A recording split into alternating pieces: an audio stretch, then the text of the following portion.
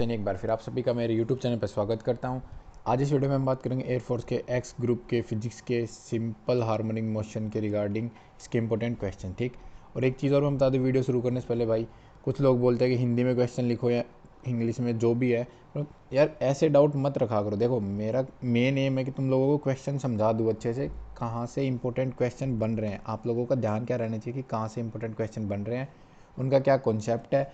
और हाँ, आप लोगों को अपनी बुक उठानी ही पड़ेगी, ये याद रखना है। ऐसा नहीं होगा कि आपको सिर्फ 5 मिनट की वीडियो में पूरा चैप्टर क्लियर हो जाए, लेकिन हाँ ये है कि चैप्टर में 80% के अराउंड आपका इम्पोर्टेंट जो भी होगा वो मैं आपको करवा दूंगा। लेकिन आपको एक बार ही थोड़ा बुक उठा के देखना ही पड़ेगा, हिंदी मीडियम या अंग्रेज़ी मीडियम।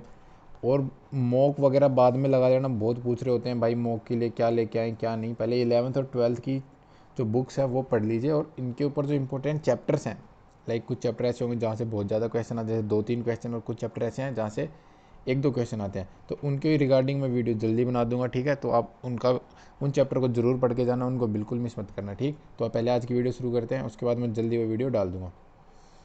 तो पहला क्वेश्चन है सिंपल हार्मोनिक मोशन का। जो बेसिक क्वेश्चन बनता है वो बता देता हूँ कि ऐसा यूनिट ऑफ फ्रीक्वेंसी, फ्रीक्वेंसी की ऐसा यूनिट क्या होती है। तो फ्रीक्वेंसी की ऐसा यूनिट से पहले अपने को इसके सारी चीज़ें याद होनी चाहिए। क्या क्या इसका डायमेंशन फॉर्मूला क्या होता है। तो अब देखो, न्यू से अपन इसको रिप्रेजेंट करते हैं, ये होती है 1/टाइम। ठीक, ये इसका हो गया फॉर्मूला। अगर इसका डायमेंशन फॉर्मूला की बात करूँगा तो क्या आ जाएगा, टाइम का डायमेंशन फॉर्मूला क्या था, T/1। तो ऊपर जाएगा तो -1। तो फ्रीक्वेंसी का अगर मैं डायमेंशन फॉर्मूला की बात करूँ तो वो क्या आ जाएगा, m0L0T-1।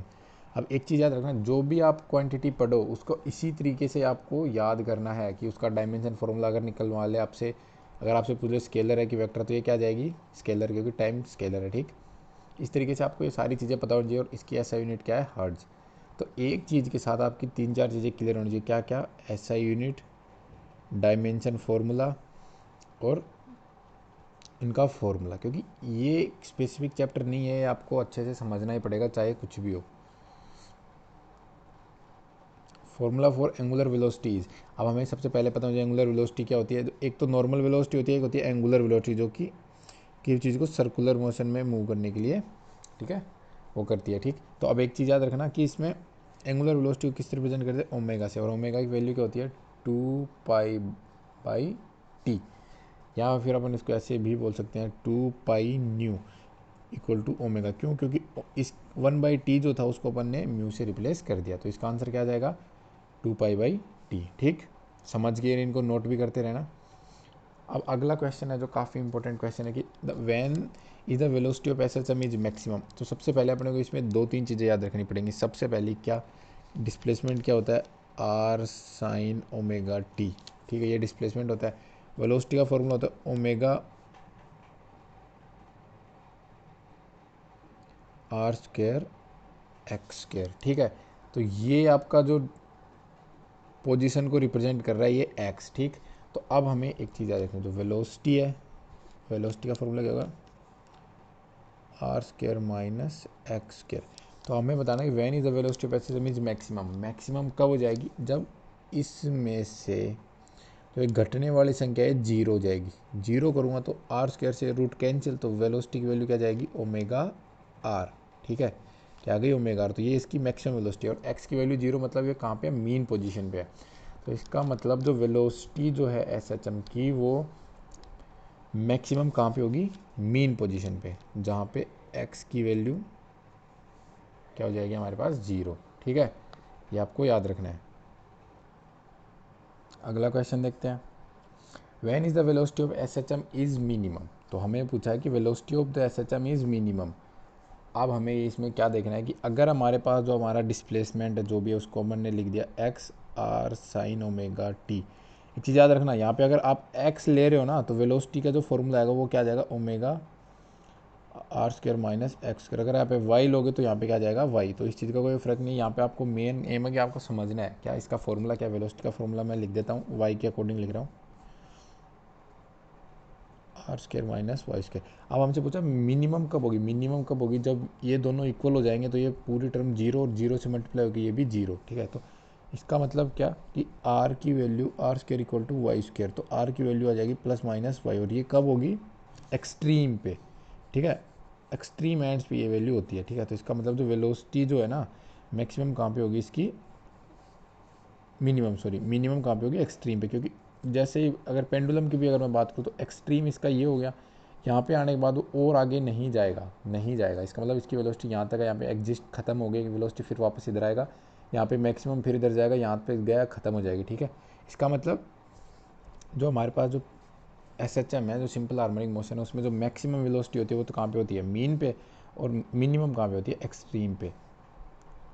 अब अगला क्वेश्चन एक्सेलरेशन का केस इसमें उल्टा हो जाएगा, जहाँ पे वेलोसिटी मैक्सिमम वहाँ पे एक्सेलरेशन मिनिमम।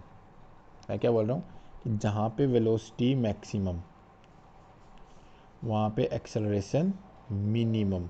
अब मैं इसका एग्जांपल देता हूँ कैसे। एक्सेलरेशन का फॉर्मूला कहते हैं -ω²y, ठीक है। तो जहाँ पे अगर अपन y बराबर 0, जो मीन पोजीशन थी जहाँ पे वेलोसिटी मैक्सिमम थी, वहाँ पे अगर y बराबर 0 के लिए एक्सेलरेशन निकालूंगा तो y की वैल्यू 0 रखते हैं, एक्सेलरेशन क्या आ जाएगा, 0। इसका मतलब एक्सेलरेशन जो है ना वो मिनिमम कहाँ पे होता है, मीन पोजीशन पे। एक्सेलरेशन मिनिमम कहाँ पे होता है, मीन पोजीशन पे। मैक्सिमम कहाँ पे जाएगी, इसी तरीके से एक्सट्रीम पोजीशन पे। तो आपको ये नोट भी करते रहना साथ के साथ, क्योंकि आप लोगों के काम भी आएंगे बाद में जब आप रिवाइज करोगे, ठीक है। अब अगला question, what if amplitude is double then effect on the time period. तो एक चीज़ याद रखना, जो टाइम पीरियड है ना पेंडुलम का, वो उसके एम्पलीट्यूड पे बिल्कुल डिपेंड नहीं करता, ठीक है। क्या मैं बोल रहा हूँ कि टाइम पीरियड जो है, टाइम पीरियड का होता है 2π√L/g, ठीक है। Acceleration due to gravity, length of the string 2π, ठीक है।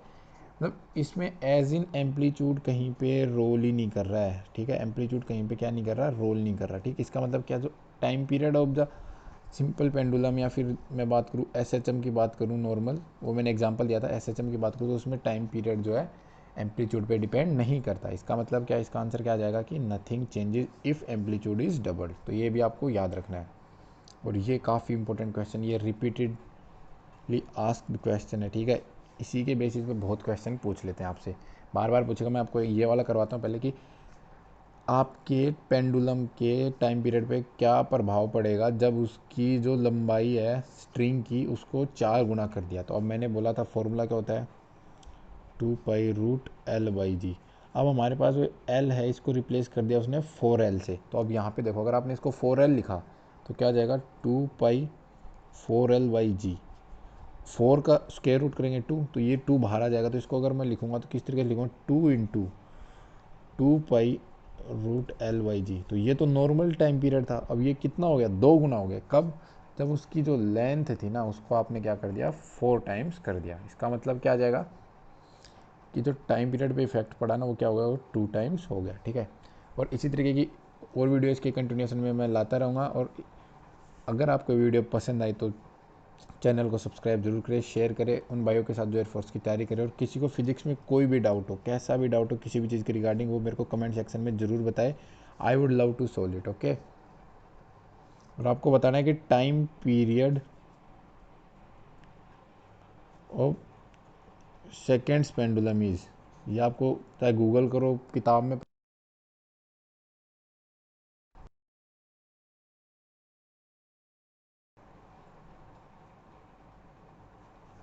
तो आई विल वेट कि आप लोग इसका आंसर क्या देते हैं। बाकी तब तक के लिए जय हिंद, जय भारत।